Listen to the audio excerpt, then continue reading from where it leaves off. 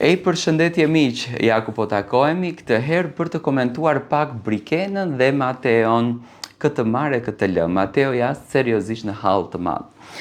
Dita e djeshme ka qenë një ditë shumë e bukur. Brikena është si ajo lulja më do, kemi qenë të vegjël kur kemi luajtur më përpara dhe pikërisht edhe Mateo është tek puna e luljes, do të thënë të marrë një lule dhe të bëj më do dhe në fund çati dalë dhe atë ta beson. Brikena natën e mbrëmshme e provokonte vetë Mateon në dhomën e gjumit.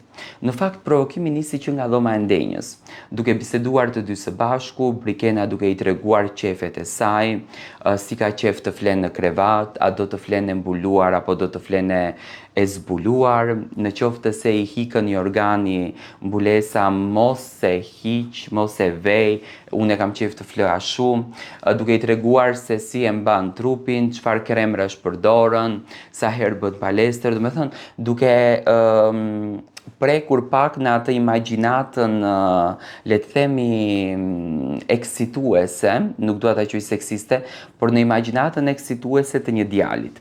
Dhe normalisht brenda asaj shtëpie mendja Mateos ku nuk mund të shkon, dhe Mateo më pas Brikena shkoi te krevati, shkoi nga mbrapa dhe tentoi që ta përqafon, sepse Mateo nuk është dhunues, le të mos ta nxjerrim tani për dhunues.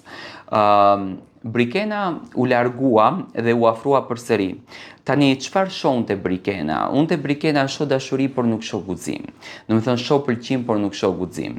Mateo këtë gjë e ndjen brenda vetes së tij, prandaj nuk heqën dorë fare nga marrëdhënia me Brikenën, nuk largohet fare sepse ai e din shumë mirë brenda shpirtit që Brikena e simpatizon, Brikena e pëlqen, Brikena e ka qef të ketë një diçka më shumë me Mateon sepse ndihet e lumtur, do të thënë Mateo i fal super buzëqeshje dhe kënaqësi.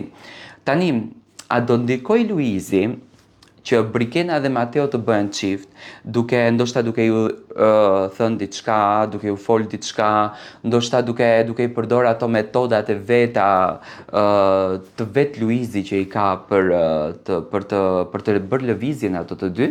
Në fakt këtë që do ta shohim, unë kam një ndjesi që Mateo dhe Brikena gjatë këtyre ditëve do të hedhin një hap pak më shumë, do të thënë nuk do të ri vetëm kështu sepse Brikena do të ulet, do të logjikon, unë jashtë do të dal shumë keq, do komentojmë shumë keq, do komentojmë si një dhunuese shpirtërore ndaj një mashkulli sepse i krijon emocione dhe mendoj që publiku do të më uren, do të më merri natë, do krijon krejtësisht një pamje tjetër për mua. Por gjithsesi dua të marr mendimin tuaj, si e shikoni ju Brikenën dhe Mateon deri në këtë pikë.